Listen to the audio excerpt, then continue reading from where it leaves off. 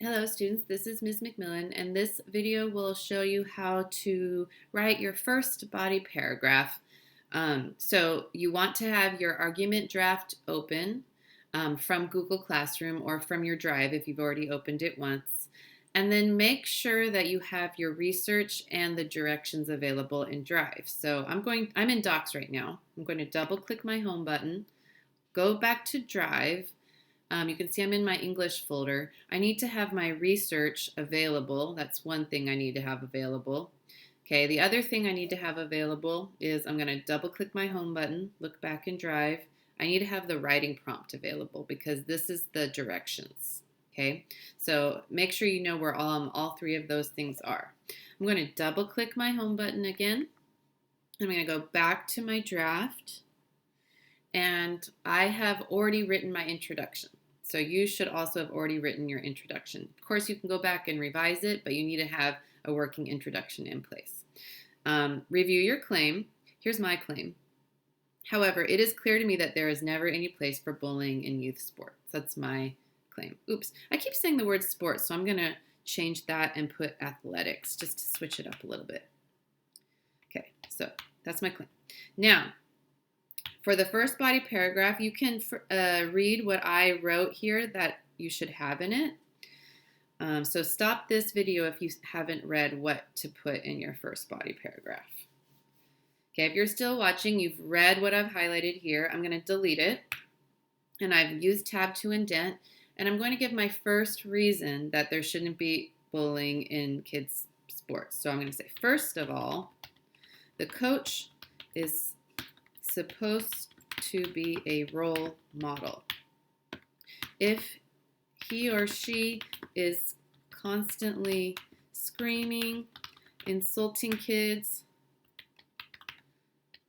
or even resorting to violence, that is not exactly what I call being a positive role model for young people. Okay, now I want to give an example from research. So you start with the transition, something like according to or for example. So I'm going to use according to. Now I have to go back and get my research. So there's a little Drive button in my upper left corner. I could press that, or I can just double click the home button, go back to my Drive and find my research. And I want to find something that's going to support my first reason. Okay, here's a great one. I have a quote from this expert, Kristen Diffenbach. I can actually copy it from my research page and then revise it when I get it back over to my paragraph. So I'm going to copy that, double click the home button, open my draft again. So I have according to, and I'm just going to paste in my evidence and then I'll fix it. Okay, according to, it's this person, Kristen Diffenbach.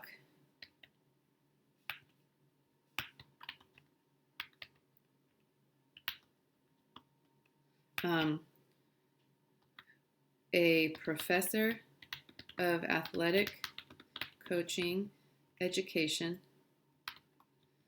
at West Virginia University.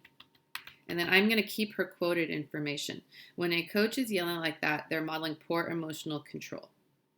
Let me just delete this other stuff that I don't need anymore.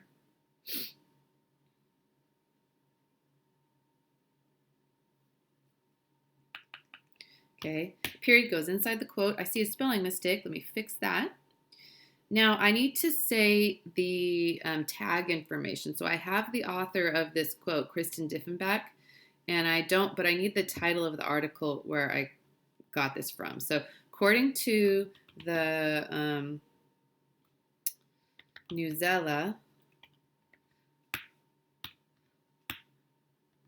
article, Newsella's in italics, and then article titled, and then I don't remember, I gotta look back. What was that article titled? It was titled, Can Winning Be Attained Without Resorting to Bullying? Okay, now I can put that back on my draft.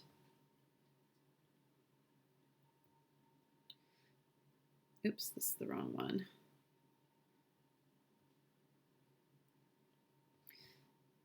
Right here. Can winning be attained without supporting to titled? Can winning be attained without resorting to bullying? Okay, according to the Newsella article titled Can winning be attained without resorting to bullying, comma, quote. So the author of the quote, Kristen Diffenbach, a professor of athletic coaching education at West Virginia University, said, now I feel like according to is not the word I want, in the Newsella article. So now I'm going in the Newsella article titled blah, blah, blah. Okay, now we're talking. Okay, after I have my evidence, I need to explain what it has to do with my claim, which is that bullying is not good in kids sports. So first I'm going to say this means coaches who yell and scream at children do not have children are not in charge of the situation. They have lost control. This matters because we want children to feel safe and secure, even when they are playing sports. Coaches who cannot control themselves should leave the profession. Okay, now I've explained it. It's also a good idea to address the counter argument. So what are people going to say against me?